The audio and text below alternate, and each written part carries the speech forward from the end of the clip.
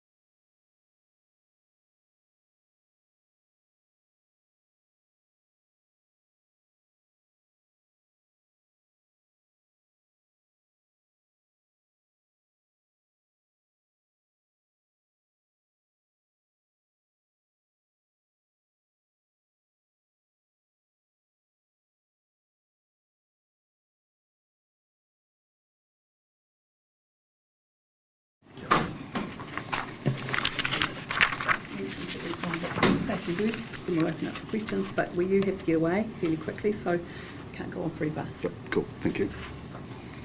Kia ora koutou, no maharama ki te whare o Mahuika. Welcome and thank you for coming in to be here this morning. Firstly, I'd like to say, as we all are, our thoughts go out to everyone impacted by this Tuesday's tragedy in Newtown in Wellington. And the loss of life is always tragic, and I extend my condolences to the whānau, the family, the friends of all those who have lost their lives.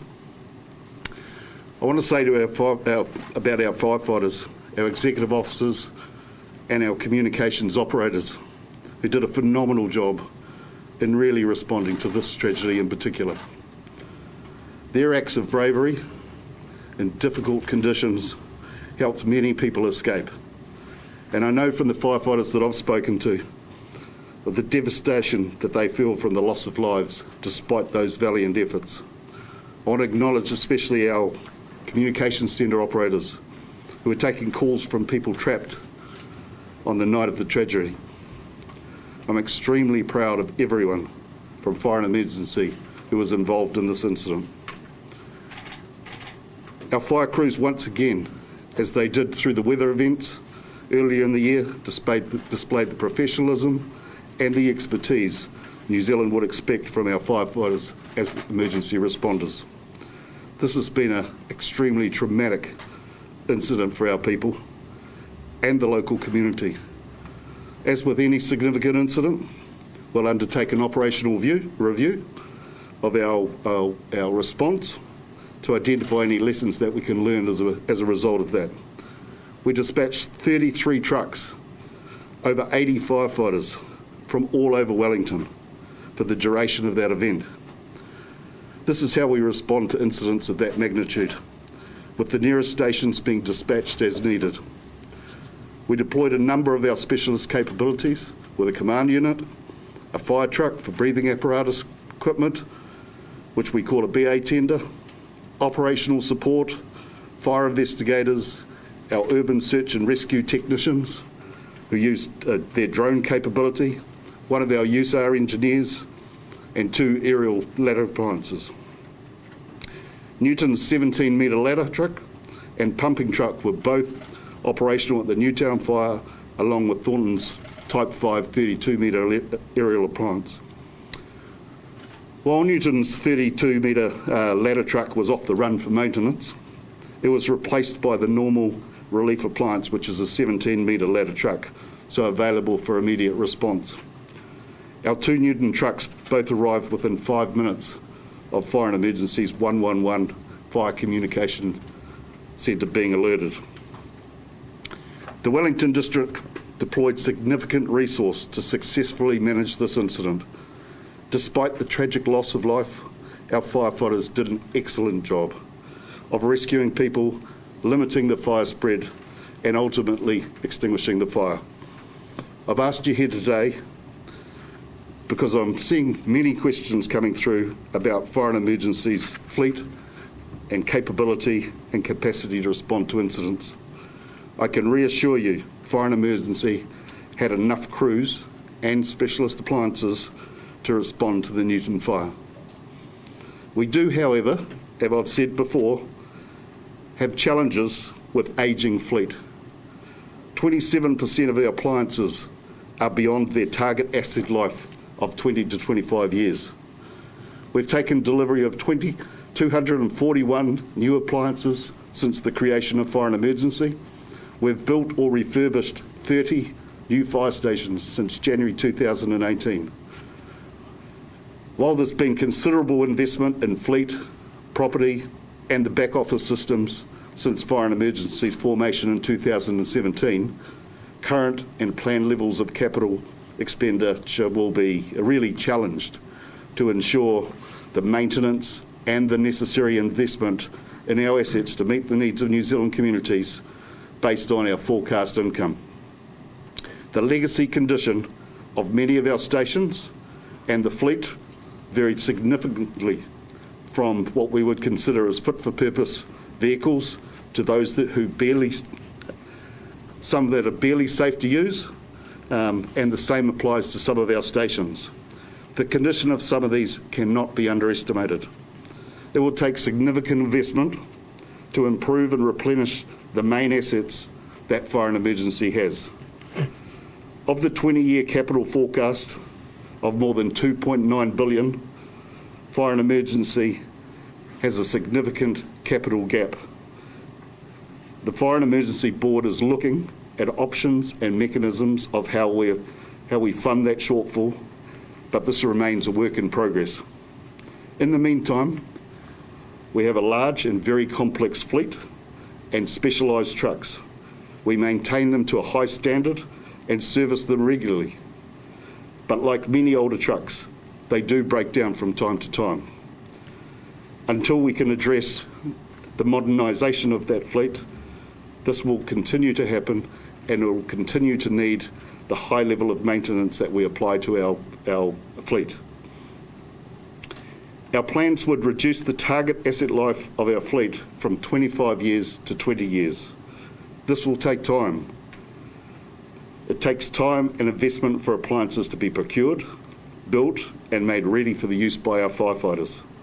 We're currently in the process of purchasing 4 new replacement 32-metre heavy ladder trucks and 1 44-metre ladder truck, and have a program underway to purchase new Type 3 forest trucks, which are the predominant type used by our career firefighters in the larger metropolitan areas. We are budgeted to spend around $25 million a year on fleet for the next 3 years. This may create some challenges should we wish to really ramp up our orders as we play catch up in bringing new Type 3 appliances and aerials on stream. In the meantime, we have continued to successfully invest in the built Type 1 and Type 2 appliances across the country, and I believe we have built those to a really high spec that our stations who operate in them are very happy with those appliances. Procurement takes time, but we're working with our unions and associations to create a better, stronger fleet within our budget. In terms of staffing numbers, firefighter numbers are not where we need them to be. We have committed to addressing this, and we're working closely with the NZPFU on this matter. The Fire and Emergency Board have already agreed to an increase in firefighter numbers, recognising that firefighters are no longer willing to work overtime to the levels that they have worked historically. And we are working with the NZPFU around how many are required to enable less reliance on overtime. This includes how this will be implemented to the most effective around the country. I want to reassure the public that fire and emergency are ready, able and capable of responding if you have an emergency. I'd like to open the floor to questions now.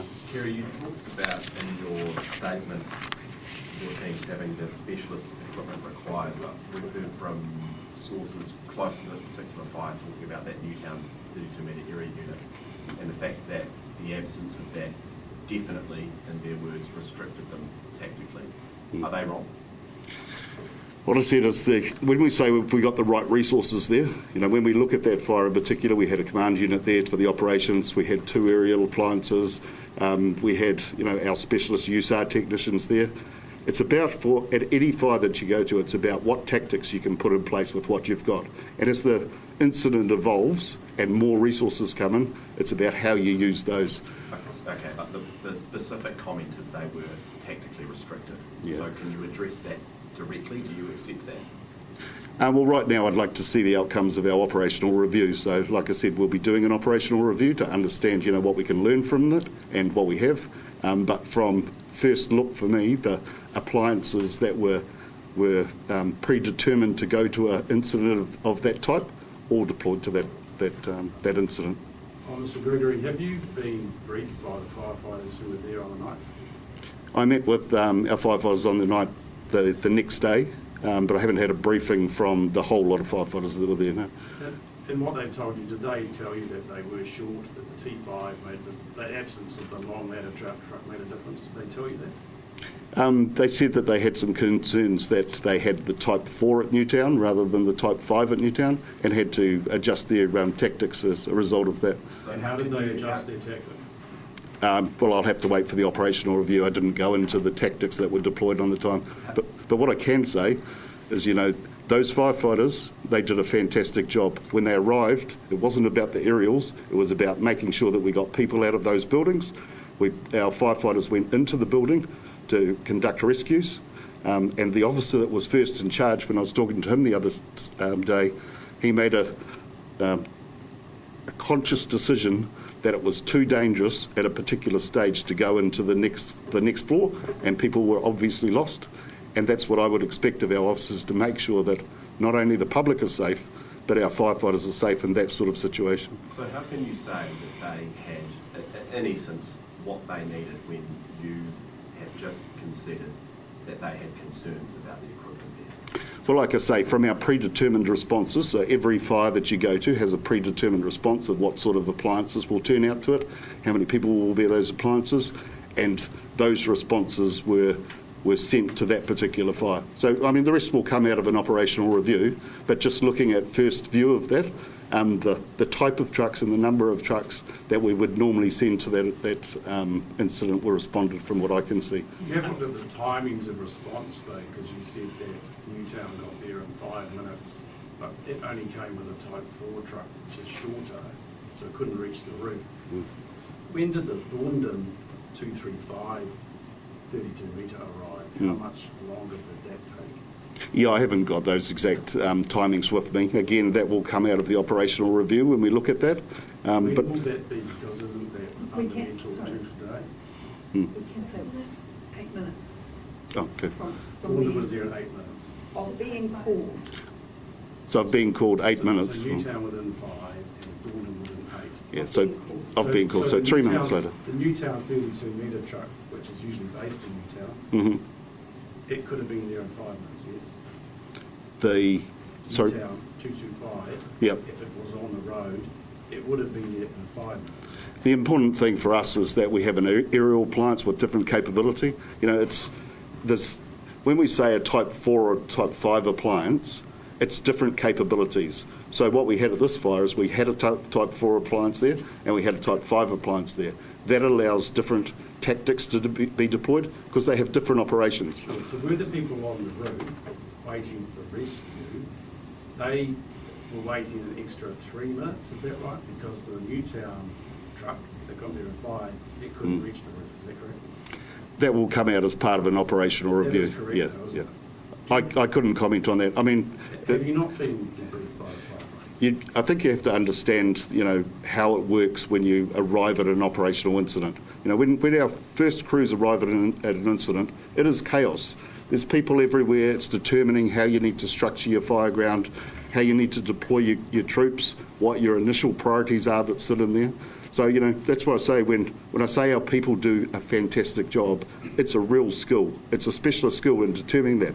So that time of 3 minutes just to get control and order on the fireground isn't a long time to see what to do. So that officer's on the first arriving thing, their initial actions, from my understanding, was to make internal entry and get as many people out as they like.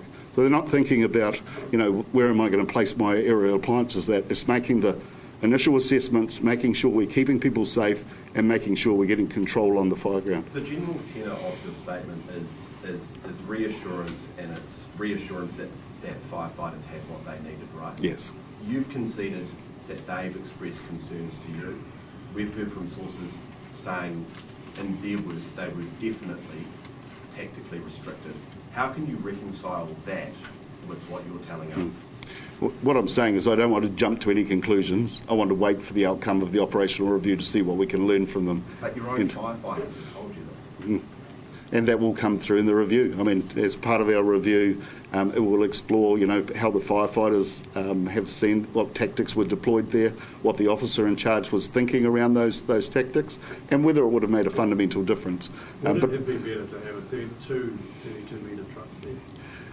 I couldn't answer that question because we don't know. We weren't there and we haven't seen the outcomes of the review. I would say that ideally in this situation you have a 32-metre truck, one two of them, so you cover two sites. Do you not know how they do that technically? I know how they do that technically. I've done it many times myself. You said you don't know. But what I do say is how you position the resources that you have on the fire ground are specific to any particular fire. We have So- other questions. Yeah. Look, we have other people wanting to ask questions. Would Fire and Emergency New Zealand like to see any changes from the building code after this incident, i.e. the sprinkler issue? Yeah, that's a challenging topic that I'm sure that MB's probably the right agency to ask about that. It's about how the building code's applied. But surely you would have some concerns about the lack of sprinklers in the building. Well, certainly, I don't think it's appropriate for us to comment on that things, but any building that is safe for the inhabitants and safe for our firefighters is a good thing. Are you concerned that mechanical issues had any impact on saving people from the building? Again, I'd want to see the outcome of the operational review before I could comment on that. How would you categorise the equipment used in this event? You talk about vehicles that are fit for purpose. Were the vehicles in Wellington fit for purpose at the time? Well, all the vehicles that were there were operational. They were fit for purpose. Like I said, I'm not denying it. We've inherited some huge legacy issues with the standard of our fleet, and we're going to have to work through that over multiple years to actually address that.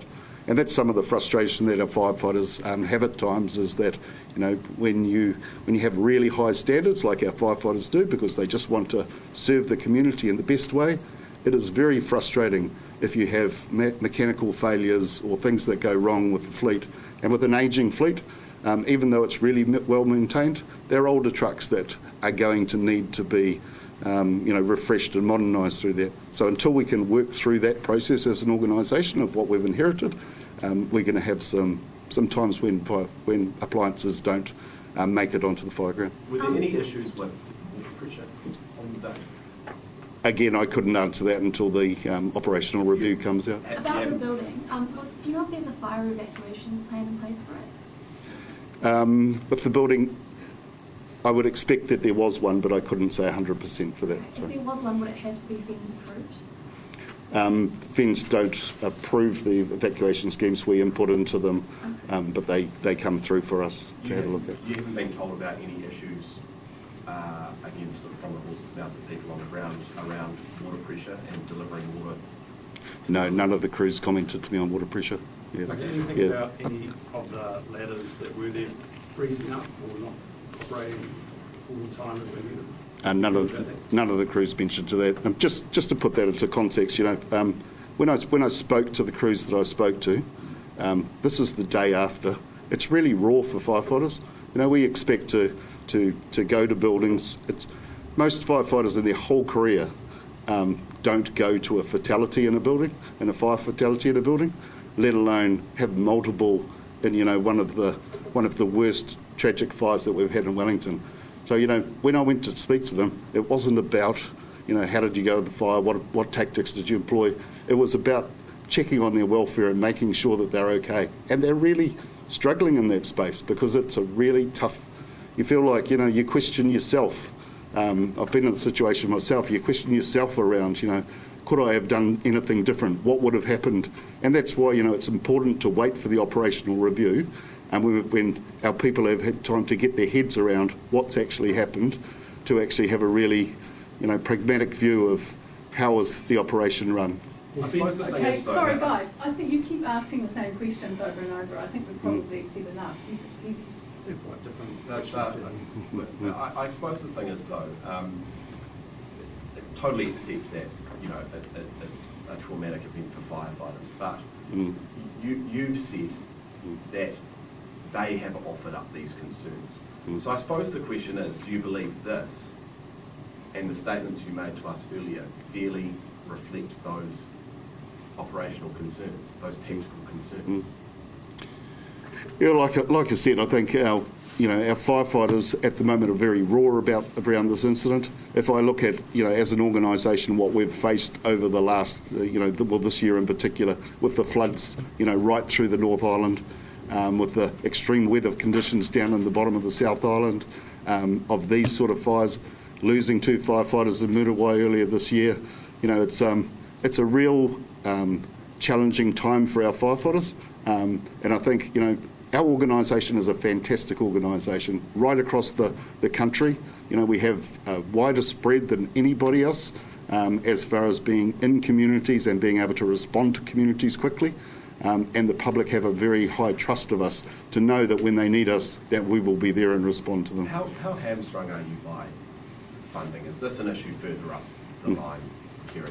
Do you have what you need? Well, like I said, we've got a significant challenge around, bringing our capital assets into a level where we think that they'll be right for us. And at the moment, over our 20-year plan, like I say, there's a significant funding gap there to allow us to move those things.